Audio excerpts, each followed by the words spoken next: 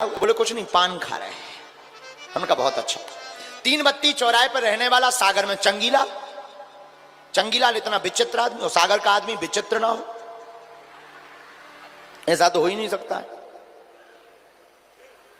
सागर का आदमी इतना विचित्र होता है। एक बार एक सागर के एक लड़का ने अपने पिता से कहा, पिताजी पिताजी 10 रुपया दीजिए। पिताजी बोले क्यों? गरीब को देना। पिताजी बोले यहां बाहर तो कोई गरीब नहीं दिख रहा। बोले वो आइसक्रीम लिए बेचारा धूप में खड़ा, वो नहीं दिख रहा। इतना चतुर होता। तो सागर का चंगीलाल आदमी बड़ा अद्भुत, सबकी भक्ति करता। अब उसे चाहिए था धन।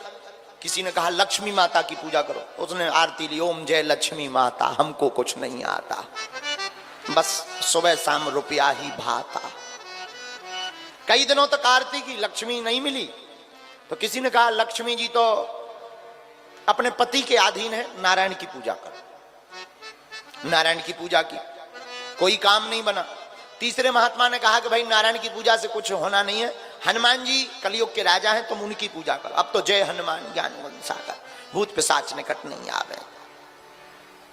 देखा हनुमान जी ने भी कुछ नहीं दिया। 2-3 साल हो गए, हनुमान जी को लिया ऊपर धर दिया। किसी ने कहा हनुमान जी की पूजा से कुछ नहीं होना, कुबेर भगवान देवता है, उनकी पूजा कर, क्योंकि वो धन के देवता है। कुबेर की पूजा की, कुछ नहीं मिला। 4-5 साल बीत गए और अब तो इसका दिमाग खराब।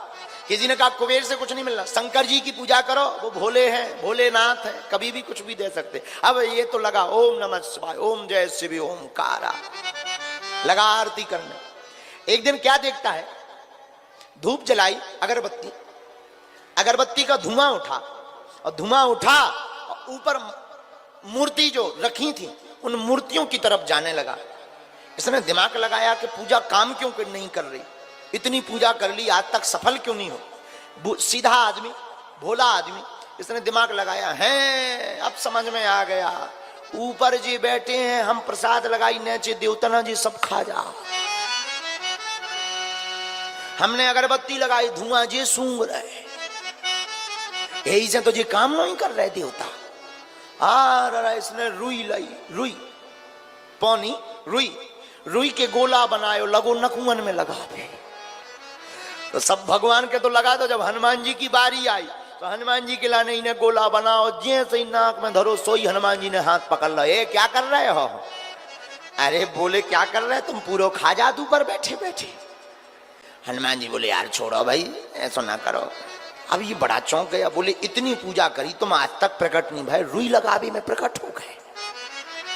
तो हनुमान जी भी बड़े कौतुकी, बड़ी हंसते हुए बोले सुनो, आज तक तुम हमको सिर्फ मूर्तियां धन देने की वस्तु समझते थे, आज तुमने समझा है कि हम देवता हैं और यहाँ बैठे बैठे पा लेते हैं। ये भाव तुम्हारे अंदर प्रकट हो गया, इसलिए हम भी प्रकट हो गए हैं। इसलिए भगवान हनुमान जी बोले हम भी प्रकट हो गए हैं। इसका अर्थ क्या हुआ? न जाने कौन से गुण